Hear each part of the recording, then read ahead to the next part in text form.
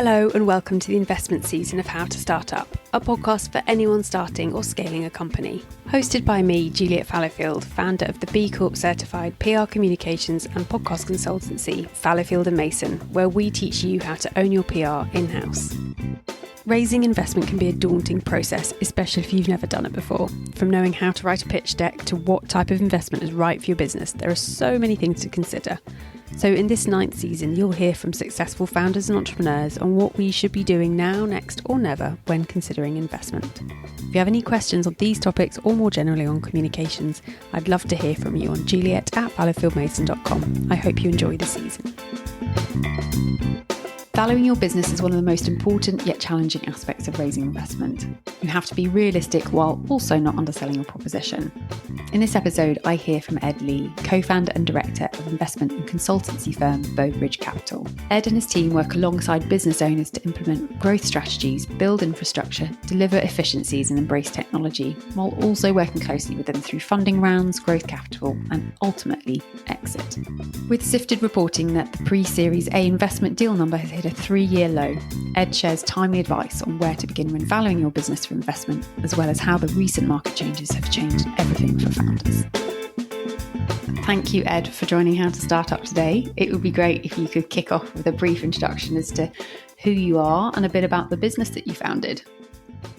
Yeah, sure. So I am Ed Lee. I founded a business called Bowbridge along with my partner, Adam Lawrenson. So my background is I trained as an accountant, spent 12 years in practice, most of which was at KPMG, advising large cap European PE funds on their consumer M&A activity. And I left there in 2017 to set up Bowbridge with Adam. And that focuses mostly on privately owned or entrepreneur-owned or family-owned businesses that need support and guidance, along a myriad different ways, but doesn't necessarily know the advice that it's not getting. So why did you start the business? So we started the business because we identified a need for privately held businesses, particularly entrepreneur-owned and family-owned businesses that were under-advised. So you get a lot of consulting and advisory firms who are focused on bigger businesses, large corporates, or people that are going to give them repeat customers, so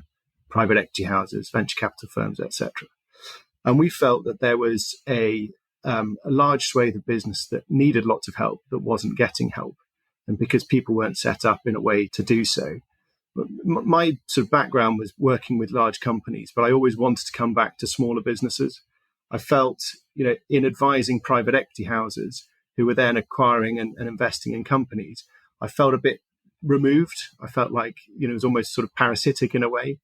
And I wanted to get much closer to the businesses because that's, in my experience of years and years advising private equity houses, there are loads of things that I'd seen across many different lenses that would lend themselves to supporting businesses. And we really wanted to buck the trend of micro-specialisms. So if you were to hire a McKinsey or a Bain or one of those sort of big consulting shops, you'll get a working capital specialist, you'll get a pricing specialist, you'll get all sorts of different specialists who have these micro-specialisms. They're brilliant at what they do, but it's just not feasible for small businesses to hire those sorts of people. And so what we wanted is sort of my background being the finance, the deals side of things, and Adam's being very much the digital, the technology, the brand, marketing, growth strategy side of things. We felt that between the two of us, we could set up a business that supports these smaller companies in a really lean and nimble way, which means that we can dip in and out, be involved in the long term, but not overburden them with costs that they can't afford to incur. Well, in time as well, because we all know when we start a business, there's so many different things you need to lend your time to. And if you're being nimble and giving them exactly what they need at that moment, I'm sure they're very appreciative. Given that this season is all around investment and people are starting companies, they're scaling companies, they're growing companies, I wanted to ask you a little bit about how founders should approach valuing their business, because they're going out to market and going, right, we're seeking investment and this is what we think we're worth. Is there an overarching common mistake that you see founders do when it comes to this? Perhaps we should start there. Yeah, it's a really tricky one because it's hard to be. There's just so many individual examples and instances, and Every company's different. Evaluations and thinking about them will depend on the stage of the business, its sector, its position within the sector, people involved in the business, the growth prospects. So there's lots and lots of different things. So it's hard to give general advice, but I'd say as a starting point, you've got to have a business plan. You've got to have a strategy. You've got to have spent time preparing your historical numbers, or if you're very early stage, at least, and you don't have those historical numbers, at least have done your research and understand the market that you're in before you think about anything to do with valuation. So that preparation piece is super important. Absolutely, hugely, because if you haven't done that and you're asking people to come and invest in your business, you'll either trip up very, very quickly, or you will cause frustrations through the process because they'll ask for information and you won't have it. You'll have to go away and prepare it. And you are constantly making an impression throughout any discussions about investment. And if you can run a really slick process, then that will give investors or potential investors confidence that you're very capable in terms of organising the process, organising the business, organising yourself at the same time. And communicating it, presumably, as well. Having all the answers, it instills them in confidence, it instills trust, and being able to communicate your business. So I presume it's 101. Absolutely. And momentum is really important as well. So if you sort of start a dialogue with a potential investor and they ask for information and then you go away and think, oh God, I've got to go and spend weeks preparing that. And then you go back to them, then you sort of lose the momentum. Whereas if you present them with a full suite of information, if you've got everything ready, if you've preempted the due diligence questions, which is a really, really important thing. What are the issues in my business? How can I address those in advance of any discussions with third parties? You can then go into a process, have those initial conversations. They will ask for information. You'll send them information. You'll have lots of pre-prepared responses that you can come back with to any questions that they have. And it will lead to a much slicker process and a much shorter time frame over which you can do the fundraising and get back to running the business. Well, exactly, because it's a whole other job. It's interesting you say this because we work with clients in their PR and communications and we give them core copies, sort of banks of hero, beautifully written, proofread to an inch of its life that they can just pull down from. And they've got those answers at the ready. So I guess what you're trying to instill in people is that preparation, sort of knowing you should know your business better than anyone anyway. But if potentially you're not strong on the numbers, you might be an amazing fashion designer, but you're not great with spreadsheets. Who could you go to for help and advice on that? So there's a number of different options. A lot of it depends on which stage the business is. Clearly, one of the things that we do at Bowbridge is we are very active in terms of helping businesses that are a slightly earlier stage. And we work with them over the long term. So this isn't just a sort of through an investment round. We are very actively involved in the early stage of a business, and we then wean them off us as we go. So we will start to hire, managing directors, finance directors, etc., as we go. So as the business grows, it builds the capability from within. But up front and on day one, typically these businesses aren't in a position to be hiring all of those people. And they might not know which people they need yet either. Well, that's another point, which is I always think founders are under-advised in terms of at a business level, but really under-advised as a shareholder. And so they might have an accountancy firm that helps them. They might have a law firm that helps them, but they got nobody thinking about the entirety of the picture. And I think one of the key things about the smaller businesses and people that run them being under-advised, it's not just the lack of advice they're getting, it's that they don't know the advice that they should be asking for as well. Yeah, you really don't know what you don't know.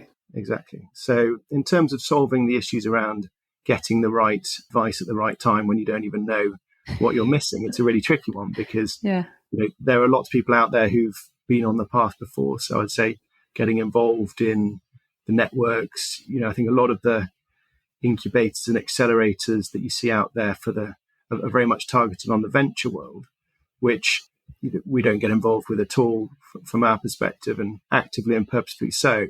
It feels like there is a big gap there in terms of the ability of founders and sort of early stage businesses that aren't sort of hooked into that VC bubble to actually access that advice. And there's very few people focused on it. So it is tough. I'd say go to people that have been there before and done it before. Don't be afraid to ask for advice. It can be a lonely place as a founder, even if you're a collective of founders, 2 or 3 people who have founded a business together. It can still be a lonely place, and it can sometimes be embarrassing to ask for advice, or to ask what you think might be a silly question. Oh God, the sooner you get comfortable with that, the better. You save a lot of worry and time. Or you do what I did and start a podcast. Then you ask everyone for advice and record it.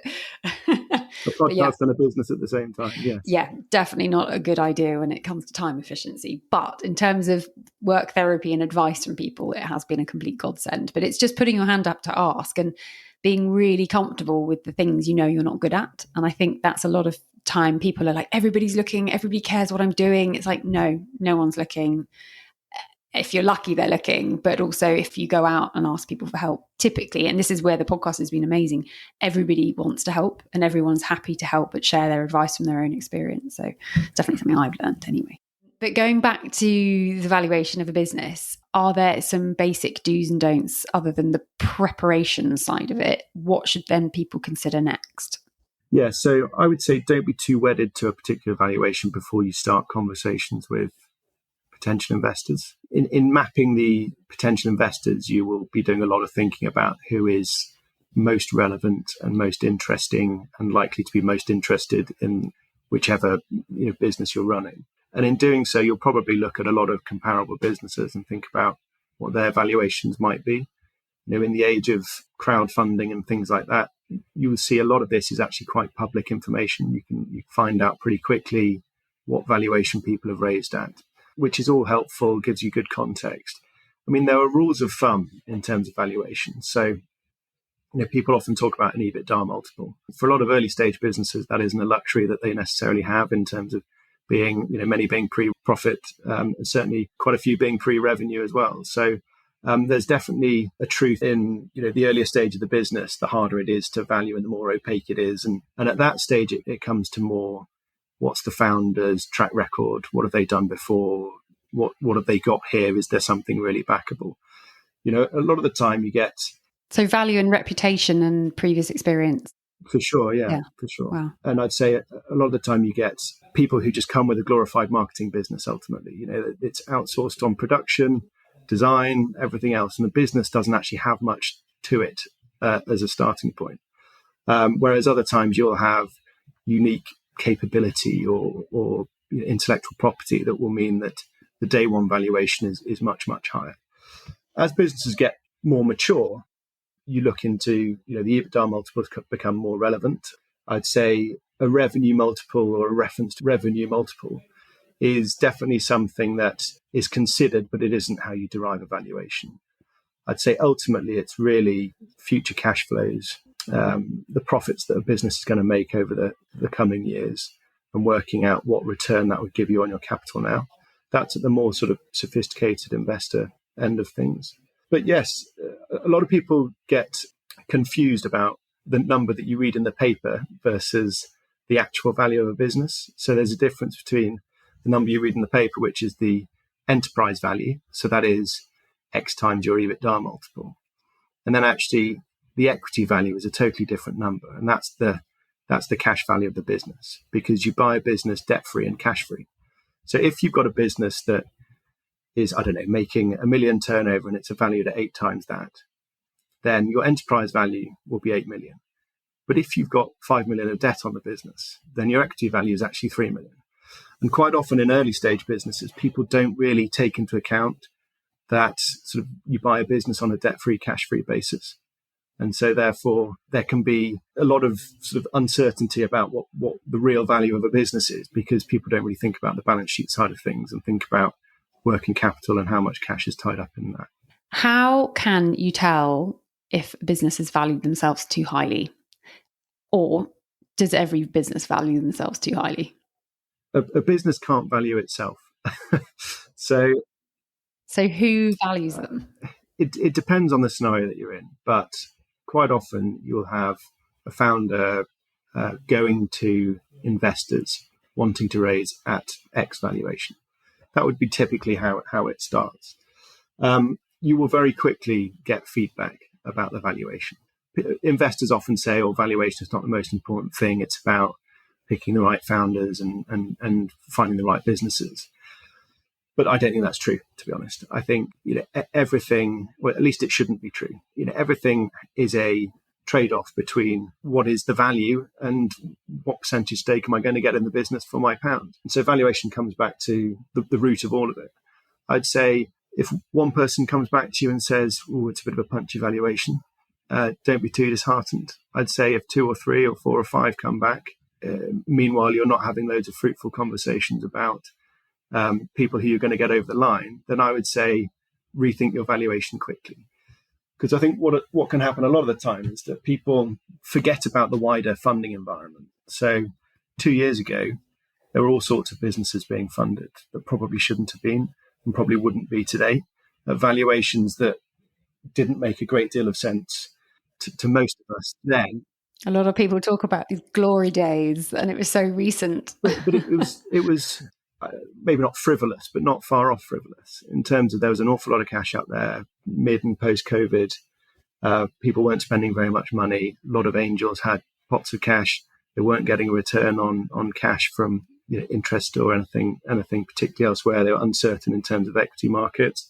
Equally, the equity markets were pretty full as well, and there was the sort of the mid to late COVID tech bubble that came as well. So people were looking for ways to deploy cash, and I think the VCs set the tone on this as well, particularly American VCs.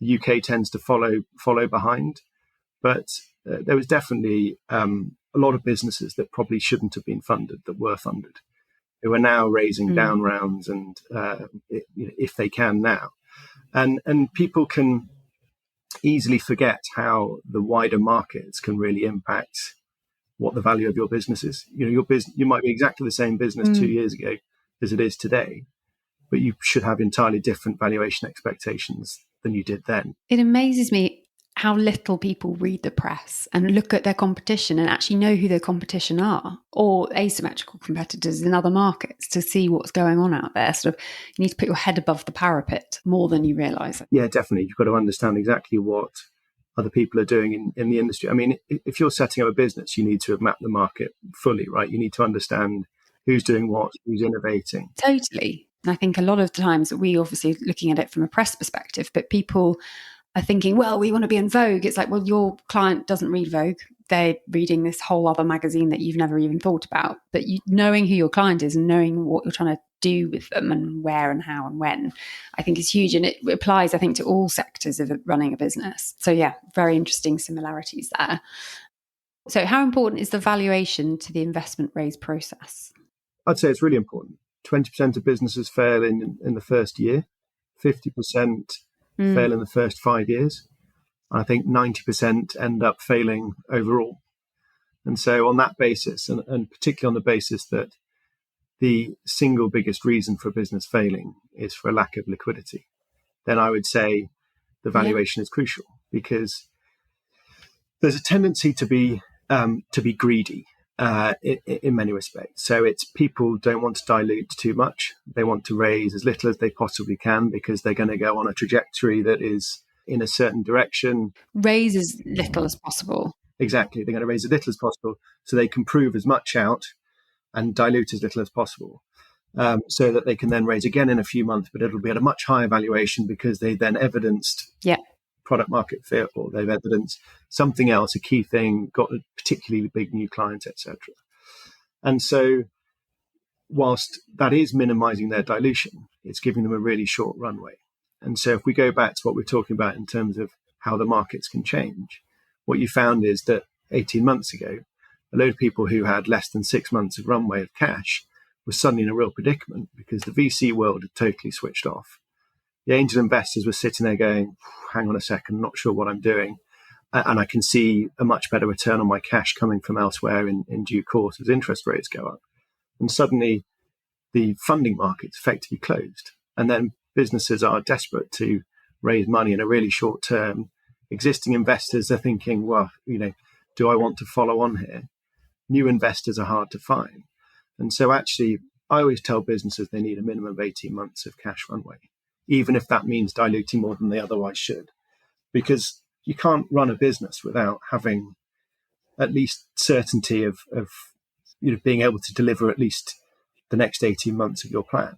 Because if you start making decisions based on cash and cash constraints rather than what's for the best of the business, then your longer term trajectory is going to be significantly affected by it. Interesting is someone I think told me in season 1, and my team I think are very grateful for this because it happened very early doors, but keep 6 months of salaries in the cash in the business. You don't spend nights and time worrying about the fact you're running out of a salary. And was like, oh, you've got such responsibility, you've recruited a team, how do you cope with that? It's like, they're fine. They're being paid for 6 months. With revenue stops tomorrow, I don't lose an ounce of sleep because I know that they're going to be looked after. And I think that's where time for me is more precious than money sometimes, because if I'm wasting time, that's just pointless exercise. So if I can save brain space on things like that, so that 18 months, even if you are diluting a bit more, it gives you that bandwidth of head space and time runway as well to not worry as much. Yeah, I think that's exactly right. And for a business like yours, which is mostly people and a bit of rent, yeah, I think 6 months is fine. I think for other businesses where you've got a significant stock that you need to continue to replenish or other cash needs, I think a longer term funding runway is important. Clearly for each business it'll be slightly different, but for me the rule of thumb is always 18 months. Well, a lot of people say that with the investment, when you're going after investment, it's almost like they stop their day job, which is already busy enough, and have to switch to a raise mode, and it takes up so much time. And I'm in Soho Works today, and there's so many people I know mid-round, and they are up against it, and they're like, I've still got to do my day job, and it's really hard. So to keep going back into that mix, it's sort of take a little, keep going, take a little. So your 18 months, I think, sounds very reassuring. Yeah, and look, 18 months is a long time and typically a lot of capital for an early stage business. So it might be a prohibitive amount of dilution. The other thing I'd say on this is, particularly in the bubble times, a lot of businesses and people running businesses forgot what a business is actually meant to be, which sounds silly, but it's in the sort of the WeWork days where that was valued at ridiculous amounts of money, and things like Kazoo when that was at a 10 billion valuation. You forget that businesses are there to be profitable. Ultimately, even if you're burning through lots of capital in the short term, there has to be a path to profitability. And for a while, people seem to forget and think that you could just be subsidized by investment and shareholders. And that path to profitability wasn't as crucial and as crucial to deliver on a timely basis as it would otherwise be in a sort of normal, inverted commas, environment. And so I think there's a sort of a healthier realization now that getting to profitability is a really, really important step. And running a business, not sort of within itself, but not being profligate in terms of anybody can spend thousands and thousands of pounds on acquiring customers and spend £20 acquiring £15. You've got to have the business behind it to really make that work, and you've got to evidence it as you go. But that focus on profitability is something that's much more sharply in focus now than it was maybe a couple of years ago. So if someone's looking at that 18-month runway, how often should they be putting a value out to market? How often they should be reevaluating themselves, I suppose? Is there internal sort of audit work they should be doing, but even if they're not going after future investment? Yeah, I'd say you don't need to discuss or even have in mind evaluation unless you're looking at speaking to either existing or potential investors. So you don't need to spend time thinking about, what's my business worth today, unless you're out in the market. But I'd say you need to be planning for when you next need capital from as early as possible, because all of that work that goes into preparing the financials, getting yourself ready for the scrutiny of diligence, if you do that on an ongoing basis and run the business well and file things properly, document things properly, have all the right things in place, it becomes much easier when it comes to the funding round. But then also, you don't want to get to a position where you run out of cash in 3 or 4 months. So you've got to be constantly thinking that if you get to less than a year of cash, you've got to know exactly how you're going to be raising in order to mean that you don't run the risk of tripping yourself up in a few months' time. Because people can take advantage of those situations as well. so people can run the clock down on you.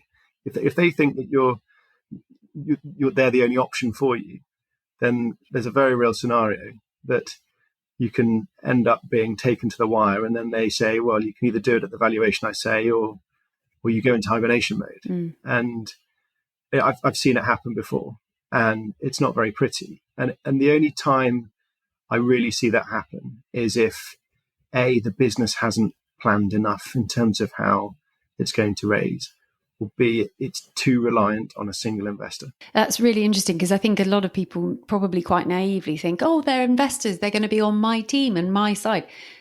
You as a founder running your business, they are also in business. This is about the numbers.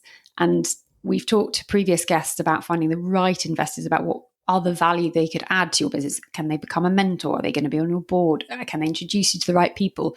There's added value there, but this isn't just a nice thing. They're not just there to help you along. They're going to be wanting to make the money out of it at the end. And I think running that clock down, that would fill anyone with fear, I'm sure, if they're just solely reliant on one. And I'm not suggesting it's the right thing for an investor to do, because actually, to me, far more important in that is having a happy and settled founder. Sounds like you're nesting chickens. There's no anxiety around the founder. Yeah, well, exactly. But they've got to be in a position where they can really grow the business. Ultimately, you're backing them and their vision to get back to that day job. And so if you've screwed them over in terms of on your entry valuation, then where's the incentive for them to make this work for everybody? So good point. I think you've got to be reasonable. You've got to be consistent. You've got to be fair. Ultimately, it's a subjective thing. And there's many things that we've looked at that we've said, we're not going to invest in that because the valuation is not right for us.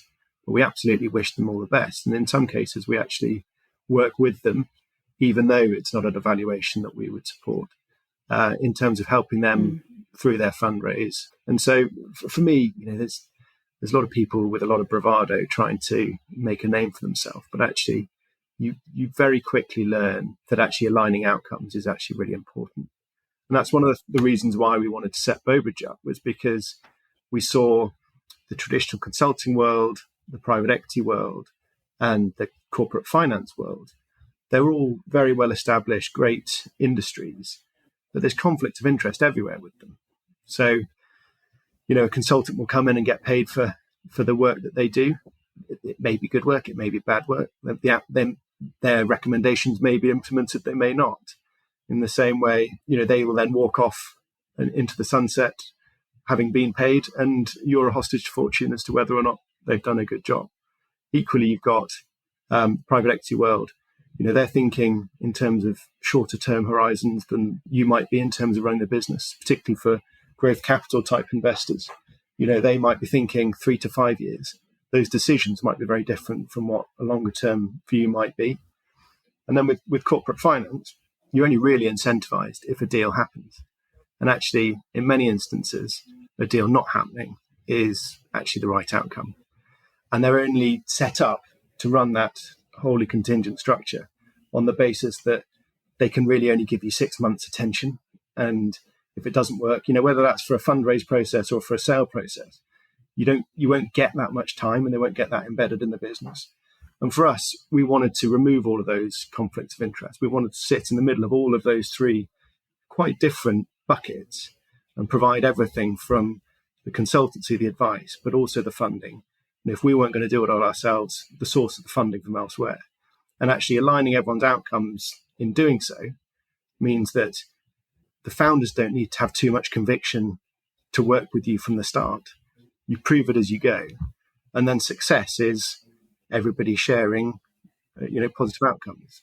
Yeah. So I think that's a really important part of what we do, and why we do it is because there's so many different areas that people can have, differing needs and desires. Well, it sounds like you're all on the same team, which when you're a founder and you are isolated and vulnerable and at the coalface, having someone genuinely on your team and on your side with a sort of a number against it would be really reassuring. And it's really interesting. The two business models that we have are quite similar in terms of empowering the founder to do certain work.